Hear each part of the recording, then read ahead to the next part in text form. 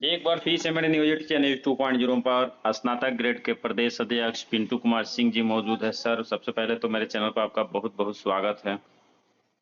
बहुत बहुत धन्यवाद।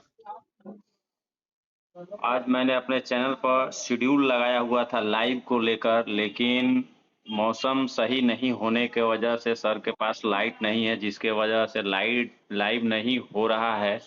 आज ऑडियो पर ही सभी ऑडियंस काम चलाएं।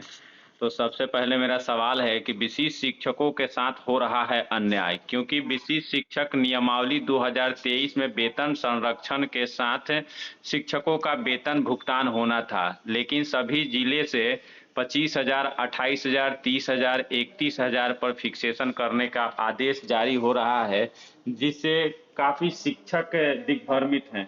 क्या कहेंगे इस पर सर? जिला स्तरीय पदाधिकारियों की ये लापरवाही का प्रतिफल है। जी जिन जिन जिलों में शिक्षक नेतृत्व सक्रिय है, जी वहां पत्र सही तरीके से निर्गत भी हुआ। जी जहां लोग निष्क्रिय हैं, या ये कह सकते हैं कुछ वैसे भी लोग हैं जो चाहते हैं कि विशिष्ट शिक्षकों का वेतन कम भुगतान हो, जी इस कार्य में भी हमारे ही भाई लोग कुछ लगे हुए हैं। तो वैसे लोग मिल करके गलत फिक्सेशन भी करवा रहे हैं, अधिकारियों पर दबाव डलवा करके। जी ये सब गलत प्रवृत्ति है, इस पर अविलंब रोक लगना चाहिए। जी जो भी इस तरह का काम कर रहे हैं, देखिए हमारा, मैं प्रारंभ से ही कहता आ रहा हूँ, आज भी कह रहे हैं कि सरकार हमें अलग अलग चाहे जो नामकरण दे दे, है ना, जी लेकिन हम सभी विद्यालय में जो कार्य करते हैं, हमारे कार्य करने का नेचर, स्थल, सब कुछ एक है। हम सभी विद्यालय में काम करते हैं, हम सभी बच्चों को ही पढ़ाते हैं, है ना। हम जी सभी का एक नाम है शिक्षक। सरकार के द्वारा भले ही हमारा नामकरण कई रूप में कर दिया गया हो, ठीक, जी वो अलग बात, लेकिन हम सब क्या है, शिक्षक है। हमारा कार्य क्या है, बच्चों को पठन पाठन करना, पढ़ाना, यही ना है। तो हमारा दायित्व बनता है कि हम आपस में किसी के साथ भेदभाव नहीं करें। जी हमारे भाइयों के साथ, हमारी बहनों के साथ अगर कहीं गलत कार्य हो रहा है, तो इसका हम लोग को मिलजुल करके सामना करना चाहिए ना, कि हम बिल्कुल एक दूसरे का पैर खींचने में लगे हुए हैं। ये कितना गलत चीज है। आज यही स्थिति बनी हुई है बिहार के कई जिले में। देखिए, जो पत्र, हमारा कहना है कि नियमावली जो 2023 की बनाई गई विशिष्ट शिक्षक नियमावली, उसमें स्पष्ट है कंडिका में पे प्रोटेक्शन का लाभ प्राप्त है। जी इसके बाद सरकार के तरफ से जो प्राथमिक शिक्षा डायरेक्टर के यहाँ से भी पत्र निर्गत हुआ जिला में फिक्सेशन कराने के लिए, उसमें भी स्पष्ट दिया गया कि इन शिक्षकों को वेतन संरक्षण का लाभ मिलेगा। दे है, लिखा हुआ है उसमें। जी जब वेतन संरक्षण का लाभ दे है, स्पष्ट है, तो फिर कोई किंतु परंतु की बात ही नहीं यहाँ होनी चाहिए थी। अब ऐसे भी एक सामान्य प्रक्रिया है कि जो व्यक्ति पहले योगदान देगा, तो बाद में योगदान देने वाले से स्वाभाविक है वो पद में भी वरीय हो जाता है, और वेतन में भी उसको अधिक वेतन, या फिर अगर बहुत होगा तो बराबर वेतन होगा, कम तो किसी सूरत पर नहीं हो सकता। जी अभी गोपालगंज जिले का हाल है, पश्चिमी चंपारण या दरभंगा की स्थिति आप देखिए ना, बिहार के 3 जिले का क्या बना हुआ है। यहाँ के जिला के जो स्थापना डील कर रहे हैं जो पदाधिकारी, वो मानने के लिए तो तैयार नहीं है। शिक्षक परेशान है वहां। अब ये लोग कह रहे हैं कि हम जो है 1 जनवरी की जो योगदान किए हैं उनका वार्षिक वेतन वृद्धि 1 तारीख को नहीं लगेगा, और 2 तारीख वाले को वार्षिक वेतन वृद्धि देंगे, या सक्षमता 2 जो योगदान किए हुए हैं उनको वार्षिक वेतन वृद्धि के साथ उनका वेतन अधिक हो जाएगा। अब इन लोगों को कौन समझाने जाए। इतनी, जिस पदाधिकारी को इतनी भी समझ नहीं है कि जो पहले योगदान किया है उसका वेतन कैसे कम हो जाएगा। रही बात 1 जनवरी को वार्षिक वेतन वृद्धि का, तो यह भी सिंपल सा फॉर्मूला है। यहाँ कोई एक आम आदमी भी समझ सकता है कि जो लोग 31 तक काम किए, उसके एवज में 1 तारीख को स्वतः वार्षिक वेतन वृद्धि देय है। और 1 तारीख को जब आप विद्यालय में गए थे, तो क्या आप जाते जाते विशिष्ट बन गए? जाते जाते तो विद्यालय में विशिष्ट नहीं बन गए। आप विद्यालय में गए तो आपने हस्ताक्षर किया, इसके बाद प्रक्रिया शुरू होती है। तो आपका तो वो स्वतः 1 तारीख को आप नियोजित के रूप में भी है, उसी विद्यालय में ही है, उसी तो आप नियोजित के रूप में आपको वार्षिक वेतन वृद्धि मिला हुआ है, क्योंकि यहाँ पे प्रोटेक्शन है। तो पे प्रोटेक्शन कहता है तो 1 तारीख को आपको नियोजित के रूप में जो मूल वेतन था उस पर आपको देना है इन्हें। अब विशिष्ट शिक्षक नियमावली में योगदान चूंकि 1 तारीख को करते हैं तो उसमें जाकर फिटमेंट में जो बनता है जो लेवल में आपका वेतन वो निर्धारित होना है। इसमें कोई किंतु परंतु शब्द ही नहीं है, लेकिन इसके बावजूद भी ये अधिकारियों को समझ नहीं आ रही है, तो आश्चर्य होता है। ऐसे लोग क्यों जिला में बने हुए हैं, हमको तो समझ में नहीं आ रहा है। लोग शिक्षक परेशान है, आज वेतन विसंगति होगा। देखिए कुछ पदाधिकारियों की आदत क्या हो गई है कि जानबूझ करके विसंगति पैदा करो, इसके बाद 6 महीना के बाद 4 महीना के बाद राज्य से जब स्पष्ट पत्र निर्गत हो जाएगा, जिस दिन भी निर्गत हो जाएगा, तब इनका एरियर देने की बात आएगी। तो एरियर में अब इनकी दुकान खुल जाएगी, है ना। एरियर का भुगतान करने के लिए कहा था हमको 10% चाहिए, तो हमको 5,000 चाहिए, हमरा 2,000 चाहिए।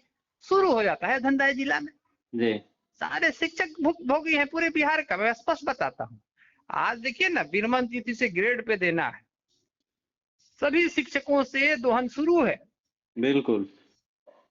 प्रखंड के शिक्षा पदाधिकारी का अलग फीस बना हुआ है, साइन करने का 2,000 4,000 जैसा। मतलब क्या ये तरीका बना हुआ, जैसे लगता है कि ये लूट मचा हुआ है। जिला में दीजिए किस चीज का वेतन, वो शिक्षक का नाजायज पैसा है का? अरे भाई उनका कार्य किए हैं, मेहनत किए हैं, उसका वो पैसा है ना। बिल्कुल। या सामान से कोई मुफ्त के पैसा दे दिया है? वेतन का हिस्सा, वेतन का हिस्सा है। एक शिक्षक को मिलता क्या है वेतन के सिवाय? अल्प वेतन भोगी शिक्षक है, परिवार चलाने में लोगों का हालत खराब है। हाँ, उसमें ये लोग 5,000 और 10,000 इनको चढ़ावा देंगे तब उनका एरियर का भुगतान होगा। तो ये जानबूझ करके ऐसा काम किया जाता है कि हमारे यहाँ जो है ना कमाने का धंधा जो है वो शुरू रहे। ये एकदम गलत परंपरा है, इस पर अविलंब रोक लगना चाहिए। आखिर इस तरह का नियम शिक्षकों पर ही क्यों लागू होता है, अन्य विभाग में क्यों नहीं लागू होता है? सच की बात, इसलिए मैंने राज्य से मांग किया है। अभी पिछले सप्ताह ही हमने प्रमुख सचिव को ज्ञापन के माध्यम से हमने मांग किया है, और हमारा प्रयास है कि बहुत जल्द राज्य से एक स्पष्ट मार्गदर्शन सभी जिला के लिए निर्गत हो जाए, जिससे वेतन विसंगति की स्थिति न बन पाए। और हम नहीं चाहते हैं कि हमारे किसी भाई बहन का आर्थिक रूप से दोहन हो जिला में। हम इसके सख्त विरोधी हैं। ये शिक्षक रात दिन मेहनत कर रहे हैं, पढ़ा रहे हैं, बच्चों का पठन पाठन कर रहे हैं, और वे लोग रात दिन जिला शिक्षा कार्यालय, प्रखंड शिक्षा कार्यालय का चक्कर लगाएं। शिक्षक कितने तनाव में आज हैं ये हम लोग जानते हैं। रोज सैकड़ों कॉल आता है कि सर मेरे यहाँ सुन नहीं रहे पदाधिकारी। आप बताइए कितना आश्चर्य की बात है पदाधिकारियों। अरे भाई आपको नहीं समझ में आता है, राज्य से VC होती है, आप उसमें क्यों नहीं सवाल उठाते हैं? यार VC नहीं भी हो रही तो आप मार्गदर्शन तो मांग सकते हैं ना, आप पदाधिकारी हैं जिला स्तर के। तो बिल्कुल, अगर मान लेते हैं जिला स्तर के किसी पदाधिकारी को किसी बिंदु पर समझ नहीं आता है तो उसके लिए तो प्रक्रिया है ना भाई। VC होती है, VC में इस सवाल को आप उठाइए, या नहीं वहां उठा पाते हैं तो आप मेल करके मार्गदर्शन मांगिए विभाग से ना, बिना इसकी कोई ये क्या कहते हैं जानकारी लिए अपने मन से और पत्र निर्गत कर देना, ये बिल्कुल ही गलत है। इस पर रोक लगना चाहिए। मैं राज्य से मांग भी किया हूं कि आप स्पष्ट एक मार्गदर्शन दिया जाए यहाँ से, जिससे ये गलत परंपरा जो शुरू हुई है इस पर रोक लगे। और हमें कल उम्मीद है कि जल्दी ही पत्र निर्गत होगा। हमारा प्रयास है इस पर जितना जल्द हो सके राज्य से स्पष्ट मार्गदर्शन निकलवाते हुए, है ना, किसी भी शिक्षकों को इस तरह की स्थिति का सामना न करना पड़े। मेरा ये प्रयास प्रारंभ से रहा है, लगे हुए हैं, कोशिश करते हैं कि जल्दी ही निकलेगा।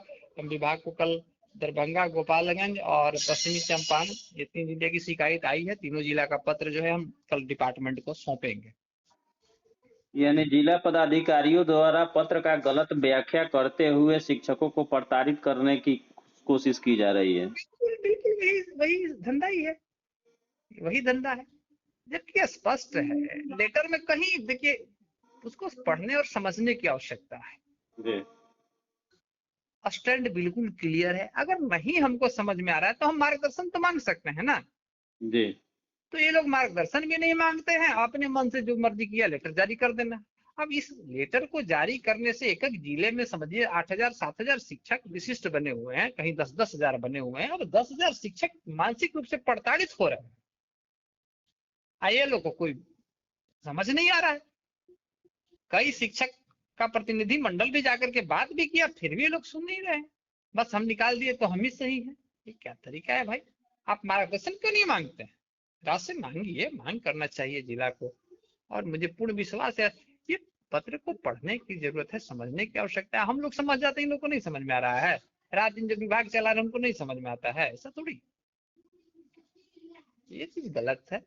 हम प्रयास कर रहे हैं कि इसको सुधार करवाएं, जितना जल्दी हो सके हम करवाएंगे, निश्चिंत रहिए।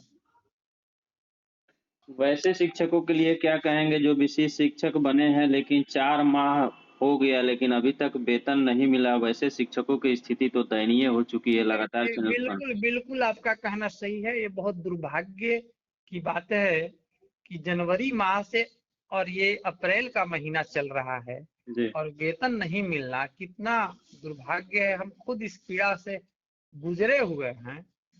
हम इन सभी शिक्षकों के दर्द को भली भांति समझ रहे हैं, क्योंकि मेरा भी तो अभी हाल ही में वेतन भुगतान हुआ है। तो हम तो भली भांति जानते हैं कि क्या स्थिति गुजरती है। जी जिसके घर में बच्चे पढ़ रहे हैं, न फीस दे पाते हैं। घर में बुजुर्ग माता पिता है तो दवा नहीं खरीद पाते हैं। कोई कार्य नहीं हो पाता है इन शिक्षकों का, क्योंकि पैसा तो बचता नहीं है किसी शिक्षक का एक महीना। इतना वेतन है कहाँ? महंगाई के जमाने में कोई आजकल के 40,000 रुपया का कोई मूल्य रह गया है का? तो क्या गुजरता होगा ये तो कहना, ये तो हम भली भांति समझ रहे हैं। अब इसमें HRMS ऑन बोर्डिंग की प्रक्रिया, इधर छुट्टी चल रही है, 3 दिन से लगातार छुट्टी है, इसकी वजह से हो नहीं पाया है। कल कार्यालय खुलता है, हम समझते हैं कि 1-2 दिन में सब डन हो जाएगा। और जो कुछ भी एक नंबर भी है, मैं पहले भी बताया था कि शिक्षक को उस टोल फ्री नंबर पर जरूर शिकायत दर्ज कराएं।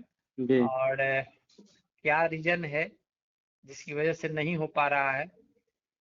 कुछ जिला में बेहतर कार्य हुआ है, कुछ कुछ जिले की स्थिति खास करके सिवान जिले की स्थिति तो राज्य में सबसे ही दयनीय है।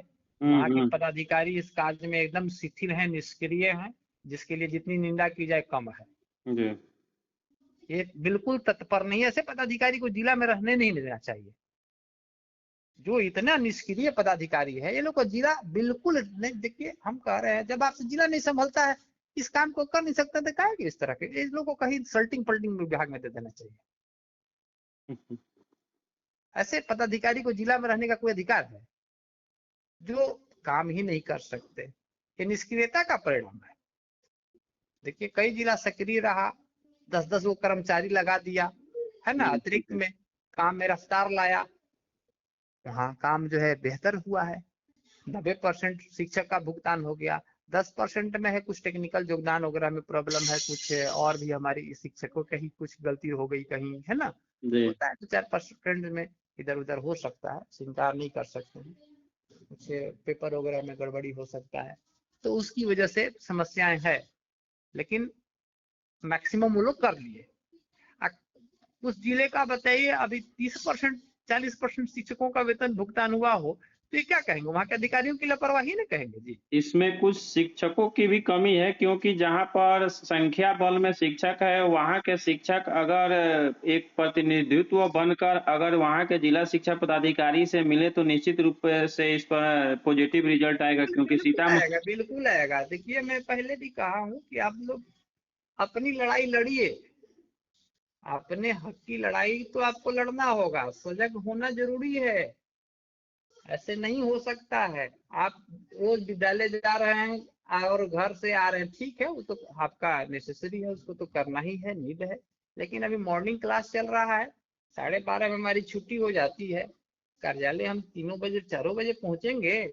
जाकर एक शिष्टमंडल जाए, 10-20-50 शिक्षकों का समूह, जो पीड़ित लोग हैं उनको जाना चाहिए और जाकर के कार्यालय पर दबाव डलवा करके काम करवाना चाहिए। नहीं करेंगे, सोचिएगा कि पड़ोसी सब कुछ काम करे तो संभव नहीं है। अपना काम है, खुद करना पड़ेगा। जिला स्तर की लड़ाई आपको लड़नी होगी, अब आपके लिए दूसरा कोई नहीं आने वाला है, सब लोग साइलेंट हो चुके हैं। तो आप जो भी इससे प्रभावित लोग हैं जिला स्तर पर, यह काम आपको खुद करना होगा। ठीक है, तत्परता तो दिखानी पड़ेगी, अन्यथा ऐसे ही चलता रहेगा सिस्टम। बताइए क्या कितना दुर्भाग्य की बात है। हम अपने स्तर से यहाँ राज्य स्तर से तो लगे हुए हैं कि किसी को दिक्कत ना हो, प्रयास हमारा कंटिन्यू रहा है, फिर भी जिला स्तर की लापरवाही की वजह से ऐसा समस्या आ जा रही है। हम भी काफी दुखित होते हैं सब सुन करके, देख करके, क्या कर सकते हैं। अब कल कार्यालय खुलता है, देखते हैं क्या स्थिति है। 3 दिन पहले शुक्रवार को तो ऑनबोर्डिंग का काम हुआ था, अच्छा जी खासा हुआ था, है ना, उस दिन जी रफ्तार। फिर सोमवार को खुलता है, ये मंगलवार को कल खुलता है कार्यालय। हमें पूर्ण विश्वास है मंगलवार को ऑनबोर्डिंग प्रक्रिया जो है उसमें रफ्तार आएगी। 1-2 दिन में क्लियर हो जाएगा, जो कुछ भी बचा उचा है वो सब डन हो जाना चाहिए। जी। चलिए, बहुत बहुत धन्यवाद सर।